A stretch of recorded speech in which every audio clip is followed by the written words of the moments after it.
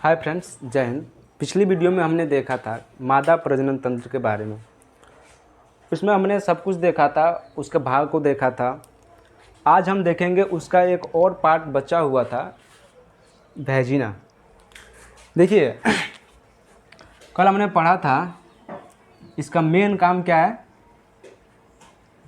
अंडाणु बनाना। किसका? अंडाशय का।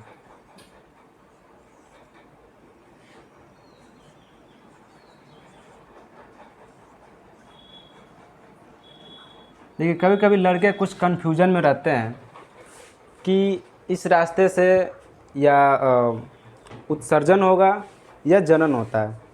तो देखिए, इस रास्ते से दोनों चीज़ होता है, लेकिन ग्रंथियाँ अलग अलग होती हैं। ग्रंथियाँ अलग होती है। देखिए, यहीं पे होता है ब्रिक,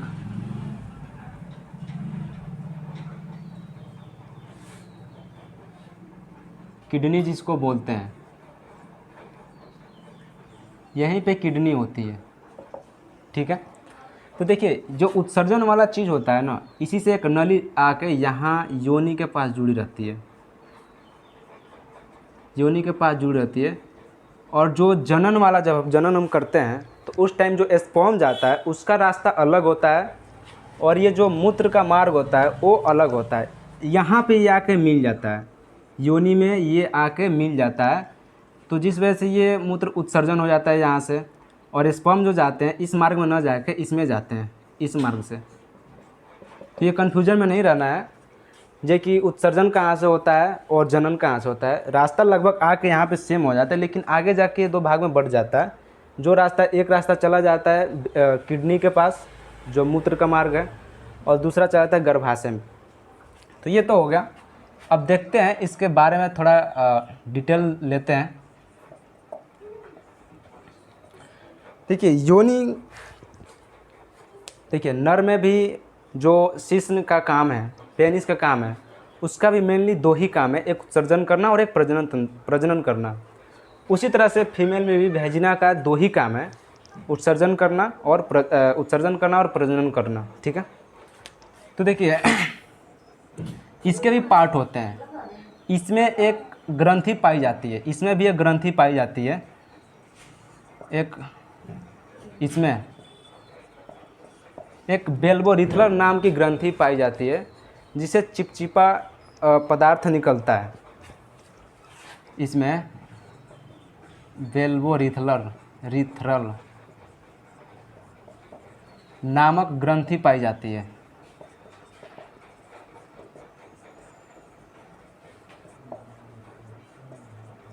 इसमें बेल्बोरिथलर नामक ग्रंथि पाई जाती है, जिससे एक चिपचिपा पदार्थ निकलता है। ये उस टाइम स्रावित होता है जब अधिकतर ये सेक्स टाइम में स्रावित होता है। ठीक है। ये अधिकतर सेक्स टाइम में एक्टिव होता है और सेक्स को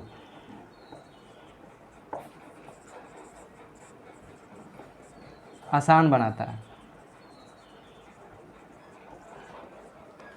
तो ये तो क्वेश्चन पूछा हुआ नहीं है जे कि इसमें कौन सी ग्रंथि पाई जाती है, लेकिन जान लेना अच्छा ही है कि इसमें भी एक ग्रंथि पाई जाती है, बेल्बोरिथलर, जो एक चिपचिपा पदार्थ, इससे चिपचिपा पानी जैसा पदार्थ निकलता है। चिपचिपा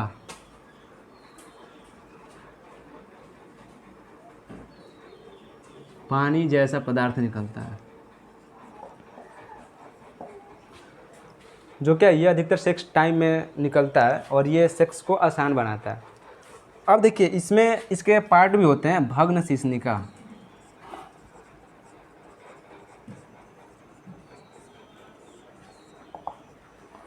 इसका एक पार्ट होता है भग्न शिश्निका, जो योनि के दीवार के ऊपर ये मोटर के दाने जैसा लगा रहता है। ये बहुत ही उत्तेजक अंग है, यह बहुत ही उत्तेजक अंग है, उत्तेजक अंग है। इसमें थोड़ा सा भी स्पर्श होता है तो फीमेल को एकदम आनंद महसूस होता है। ठीक है। ये कौन सा अंग टच होता है? तो ये भग्न शिश्निका। ये किसका पार्ट है? तो ये वैजिना का पार्ट है। ये योनि के ऊपर एक छोटी सी ऐसी लटकी रहती है, मोटर के दाने के आकार की। जब उसमें ये सेक्स टाइम में ये टच होता है जिस वजह से फीमेल को आनंद महसूस होता है। अब देखते हैं, देखिए इसमें एक झिल्ली भी पाई जाती है जिसे हम हाइमेन झिल्ली बोलते हैं। हाइमेन झिल्ली,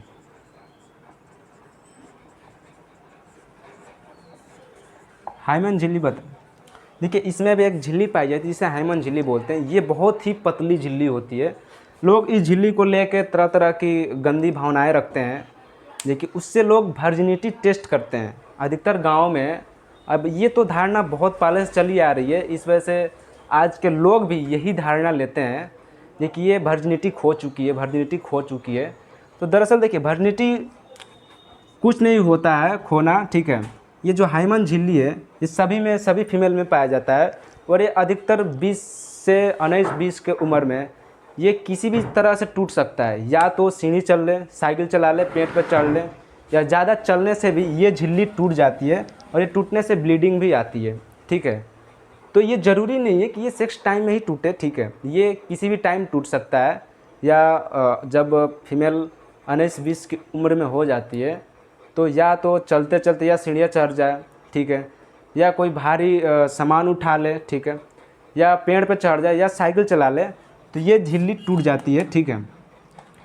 जिसे हम लोग कहते हैं जे कि अगर किसी की शादी हो गई मान के चलिए और वो फिजिकल किया और ऐसा उसने नहीं पाया, यदि ब्लीडिंग नहीं हुआ तो समझते हैं कि अपनी वर्जिनिटी खो चुकी है, ये ऐसी है वैसी है। लोग तरह तरह की धारणाएं अपनाते हैं, लेकिन ये सरासर गलत है। ये अगर हम कुछ भी नहीं करेंगे किसी फीमेल के साथ तो ये ऐसे ही टूट जाते हैं, ठीक है।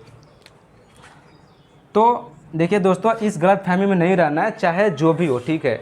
इस सच्चाई को जानिए, ठीक है, और इस गलत फहमी से दूर हटिए जो कि वर्जिनिटी हम हाइमेन झिल्ली से ही चेक करते हैं। देखिए ये कृत्रिम विधि से भी लगाया जाता है, ये कृत्रिम विधि से। अब बताइए, अब 30 साल के एज में भी हम लगवा सकते हैं किसी फीमेल का।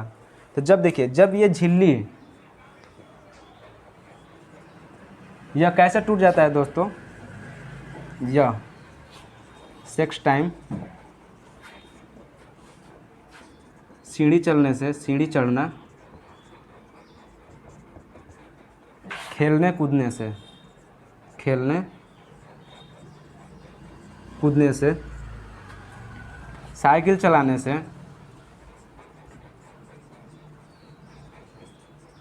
टूट जाता है। तो लोग इसको समझते हैं जी कि अपना वर्जिनिटी खो चुकी है। ये सारी सारी ये गलत धारणाएं गलत है, ठीक है। तब देखिए ये इसको कृत्रिम विधि से भी टाइट करवाया जा सकता है, ये तो उसे हिमेनोप्लास्टी बोलते हैं, हाइमेनोप्लास्टी,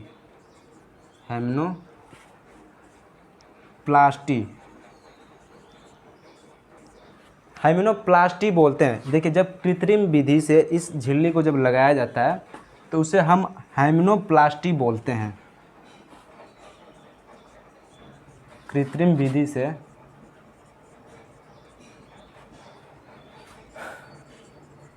हाइमेन झिल्ली लगाना।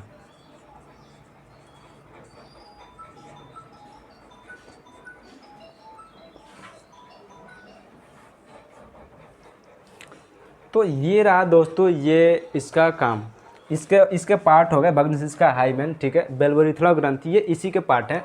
इसका मेन काम हम लोग सब पहले ही पढ़ चुके हैं कि इसका मेन काम क्या है। इसका मेन काम है दोस्तों प्रजनन और उत्सर्जन।